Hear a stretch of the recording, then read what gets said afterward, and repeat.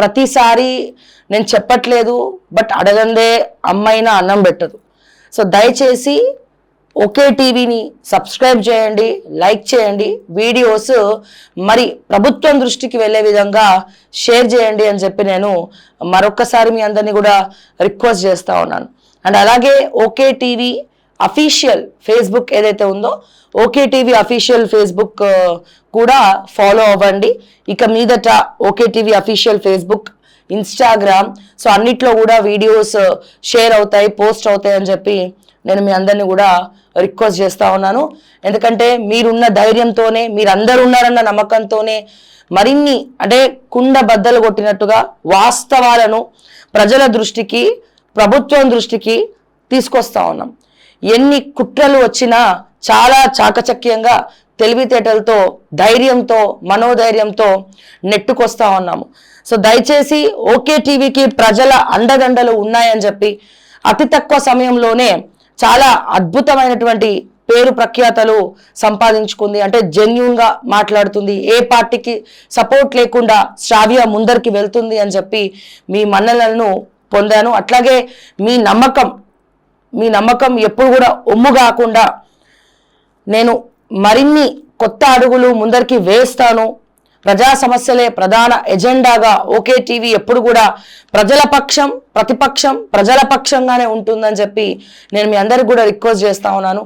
So దయచేసి నా request ఒక్కటే, రిపోర్ట్స్ కొట్టడం వల్ల అంటే ఛానల్ ఇప్పుడు ఎవరి గురించైనా మాట్లాడినప్పుడు, ప్రజలారా ఎవరి గురించైనా మాట్లాడినప్పుడు ఆ టీం ఏం చేస్తారు, ఐఏఎస్కి సంబంధించిన టీమ్స్ కానీ, లేకపోతే రేవంత్ రెడ్డి గారికి సంబంధించిన టీమ్స్ కానీ, కాంగ్రెస్కి సంబంధించినటువంటి సోషల్ మీడియా కానీ, ఏ పార్టీ అధికారంలో ఉంటే ఆ పార్టీ వాళ్ళు ప్రజలకి ఏదైనా మేలు చేసే కార్యక్రమాలు చేయరు. కానీ మంచి మాట్లాడినప్పుడు, ఈ మంచి నుండి అరే సమస్య ఎక్కడి నుంచి వస్తుంది, ఒక ఛానల్లో ఒక వీడియో చేసిండ్రు అంటే దీనివల్ల మన పార్టీకి ఏమైనా డ్యామేజ్ అవుతుందా అని చెప్పి ఆలోచించే శక్తి వాళ్ళకి లేదు.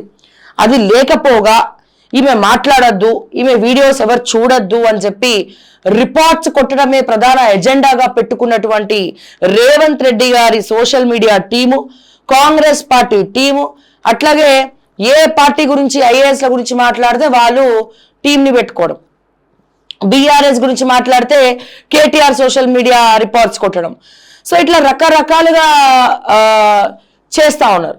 మరి దీన్ని నేను నా మీద కేసులు పెట్టినా, లేకపోతే దాడులు చేసినా, ఏం చేసినా నేను అన్నిటికీ సిద్ధమే. మరి రిపోర్ట్స్ కొడుతున్నప్పుడు నన్ను కాపాడాల్సినటువంటి బాధ్యత ఎవరి మీద ఉన్నది అంటే నా తెలంగాణ ప్రజల మీద ఉన్నది, తెలుగు ప్రజల మీద ఉన్నది, తెలంగాణ ప్రజల మీద ఉన్నది. ఎట్లా ఉంది శ్రావ్య అంటే రిపోర్ట్స్ని అధిగమించాలి. నేను నా వీడియోస్ అన్ని సజెషన్స్లోకి వెళ్ళాలి.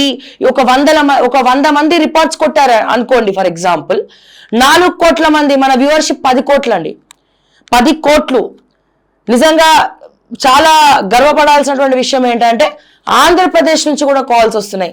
శ్రావ్య గారు మీరు ఎందుకు ఆంధ్రాలో స్టార్ట్ చేయకూడదు, ఆంధ్ర న్యూస్ కూడా మాట్లాడండి, మా ఆంధ్రాలో మీలాగా ఫైటర్స్ లేరు. అంటే తెలంగాణ గురించి ఎట్లనైతే మీరు మాట్లాడుతున్నారు, ప్రజా సమస్యల గురించి ఎట్లనైతే మీరు మాట్లాడుతున్నారో మా ఆంధ్రాలో అట్లా మాట్లాడేటోళ్ళు లేరండి. సో దయచేసి ఆంధ్రాలో కూడా మీరు స్టార్ట్ చేయాలని చెప్పి ఆంధ్రాకి సంబంధించినటువంటి ప్రజలు కూడా మన ఆఫీస్కి కాల్ చేస్తూ ఉన్నారు. నిజంగా చాలా సంతోషంగా అనిపిస్తూ ఉంది. సో అదే నేను ఎందుకు చెప్తున్నా ఇవన్నీ అంటే, మరి ఇంతమంది కోట్లాది జనాభాని నేను సంపాదించుకున్నప్పుడు, వ్యూవర్షిప్ని నేను సంపాదించుకున్నప్పుడు, అండ్ అలాగే సబ్స్క్రైబర్స్ మరి 2,50,000 ఉన్నారు కదా శ్రావ్య అంటే, నేను ఇప్పటి వరకు సబ్స్క్రైబ్ చేయమని ఎవరిని కూడా నేను అడగలేదండి. నేను నా పని నేను చేసుకుంటూ వెళ్ళిపోయాను. సో సబ్స్క్రైబ్ చేయమని నేను అడగలేదు, కానీ ఇప్పుడు అడగదలుచుకున్నాను. ఎందుకంటే మా టీం కూడా చెప్తుంది, మేడం మీరు ఇంతగానో మాట్లాడుతున్నారు, సబ్స్క్రైబర్స్కి వ్యూస్కి సంబంధం లేదు. 0 సబ్స్క్రైబర్ ఉన్నా ఒక కంటెంట్ వెళ్ళాలనుకుంటే యూట్యూబ్లో వెళ్ళిపోతుంది, బర్నింగ్ ఇష్యూస్ అయితే వెళ్ళిపోతాయి. చాలా మందికి తెలియని విషయం ఏంటంటే ఇంత సబ్స్క్రైబర్స్ ఉంటేనే గొప్ప అని చెప్పి చాలా అనుకుంటారు, కానీ అది తప్పు. 1 మిలియన్ సబ్స్క్రైబర్స్ ఉన్న ఛానల్స్ కూడా ఒక 5,000, 2,000, 1000 వ్యూస్ మాత్రమే. కొన్ని వీడియోస్కి అయితే 200 వ్యూసే పోతాయి. అంటే 10 lakh సబ్స్క్రైబర్స్ ఉన్నటువంటి ఛానల్స్కి కూడా కేవలం కొన్ని వీడియోస్కు ఒక 100, 200 వ్యూసే పోతాయి.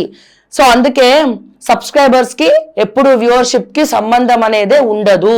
ఇది దయచేసి తెలంగాణ ప్రజలు, అన్ని పార్టీల కార్యకర్తలు, అలాగే అందరూ కూడా గమనించుకోవాల్సినటువంటి అంశం. సో అందుకే చాలా మంది సబ్స్క్రైబర్స్ ని ప్రధాన ఎజెండాగా తీసుకుంటున్నారు.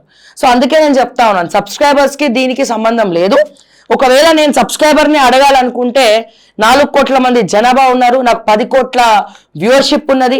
సో డెఫినెట్ గా సబ్స్క్రైబ్ చేయమని నేను అడుగుతాను. ఇప్పుడు అడగందే అమ్మాయినా పెట్టదు అని అనుకున్నప్పుడు నేను ఖచ్చితంగా సబ్స్క్రైబ్ చేయండి మన ఛానల్ని. ఎందుకంటే ఇప్పటి వరకు వచ్చిన వ్యూస్ అంతా కూడా ఆర్గానిక్ అన్నమాట, అనార్గానిక్ కాదు, ఆర్గానిక్, స్వచ్ఛందంగా ముందరకు వచ్చినటువంటి వ్యూవర్షిప్ తప్ప ఎక్కడ కూడా ఒక పెయిడ్ చేయడమో, లేకపోతే ఒక డబ్బులు ఇచ్చి ప్రమోట్ చేయడమో, లేకపోతే వీడియోస్ ని బూస్ట్ చేయడం ఇప్పటి వరకు నేను చేయలేదు.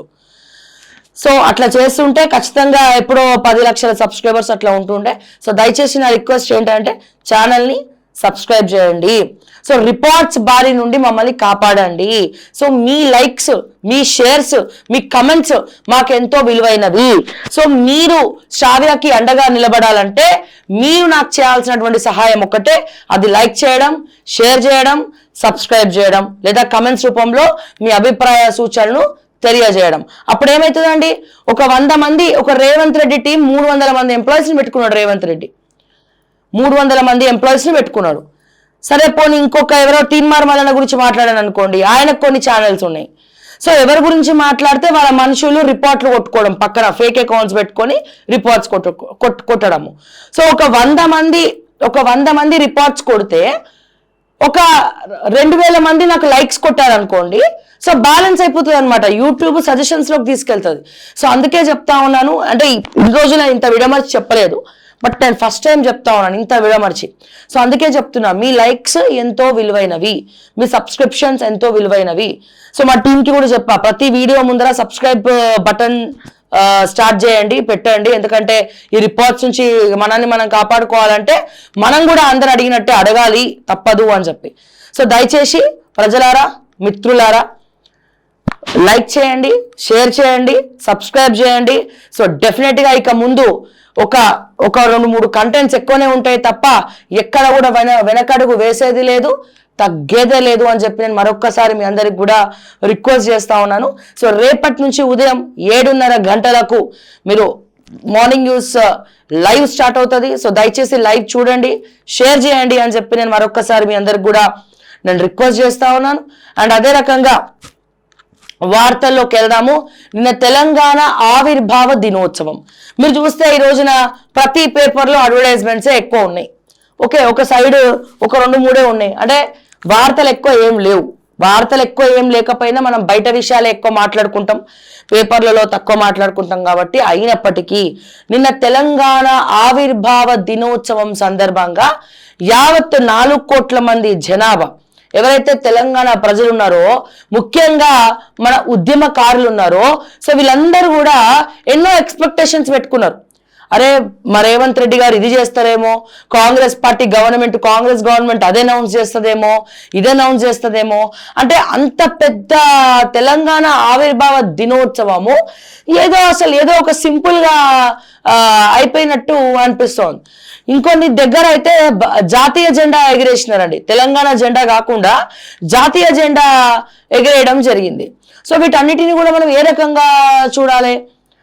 అండ్ అలాగే మనం నిన్న మాట్లాడుకున్నాము, తెలంగాణ ఆవిర్భావ దినోత్సవం సందర్భంగా తెలంగాణ ప్రజలకు ఏ ఒక్కటన్నా అనౌన్స్ చేసినవా?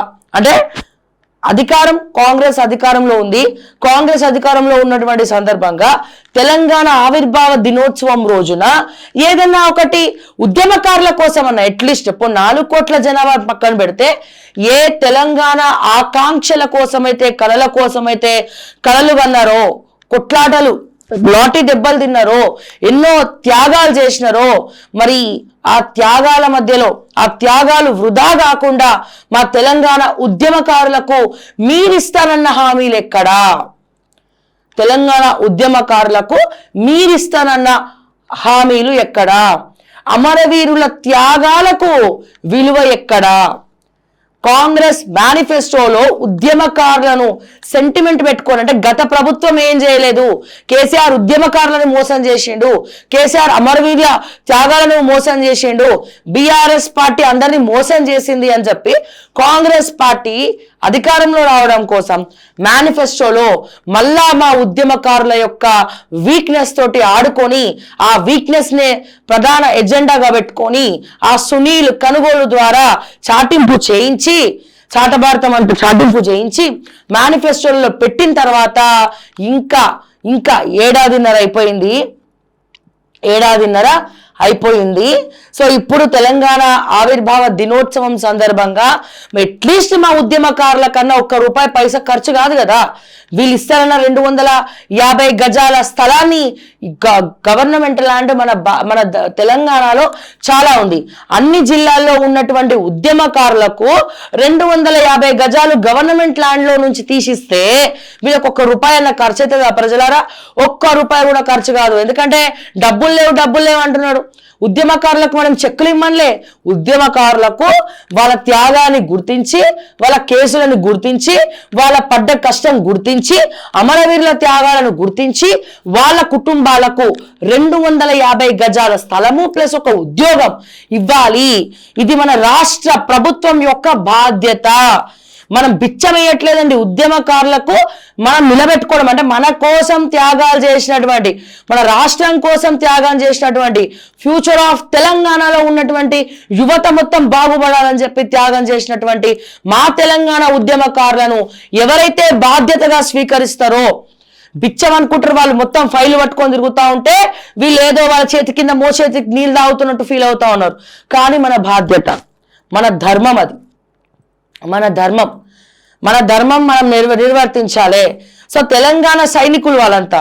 సో అటువంటి తెలంగాణ సైనికులను, అటువంటి అమరవీరుల కుటుంబాలను పక్కన పడేసి మీ ప్రభుత్వం ఏవైతే హామీలు ఇచ్చిందో మేనిఫెస్టోలో పెట్టి అవి కూడా చేయకుండా ఉద్యమకారులకు కూడా, అమరవీరుల కుటుంబాలను కూడా మీరు పట్టించుకోకపోతే, అట్లీస్ట్ నిన్న కొంతమందిని పిలిచేది సన్మానించేది ఉండే, వాళ్ళకి అవార్డులు ప్రకటించేది ఉండే, వాళ్ళని గౌరవ వందనాలు ఇచ్చేది ఉండే.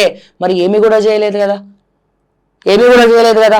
అంటే భూములు మీకోసమేమో భూములు తీసుకుంటారు, మా ఉద్యమకారులమేమో పక్కన పెడతారు. మీరు చెప్పండి రేవంత్ రెడ్డి గారు, డైరెక్ట్ గా ముఖ్యమంత్రి రేవంత్ రెడ్డి గారిని అడుగుతా ఉన్నాను, మీ చుట్టుపక్కల భజనా మండలిని పెట్టుకొని పొగిడించుకుంటున్నారే, మీ దృష్టికి తెలంగాణలో ఉన్నటువంటి సమస్యలు ఏవి కూడా మీకు పట్టనట్టున్నాయే. మరి ఇంటెలిజెన్స్ రిపోర్ట్లు శివధర్ రెడ్డి గారు లాంటి వాళ్ళు మరి ఇంటెలిజెన్స్ రిపోర్ట్లు రేవంత్ రెడ్డి గారికి ఇవ్వట్లేదా? మీకు ఎవరు సలహాలు ఇవ్వట్లేదా? సరైన సలహాదారులను మీరు పెట్టుకోలేదా అని చెప్పి నేను అడుగుతా ఉన్నాను. అట్లీస్ట్ ఉద్యమకారుల కన్నా మేలు చేయాలని చెప్పి మీకు అనిపించలేదా? ఉద్యమకారుడు అని చెప్పుకొని తిరిగేటువంటి మా పొన్నం ప్రభాకర్ గారు ఎందుకు మౌనం పాటిస్తున్నారు? ఉద్యమకారుల యొక్క కష్టాలు కనబడట్లేదా? ఉద్యమకారుల మీద ఉన్నటువంటి కేసులు ఎత్తేయాలి.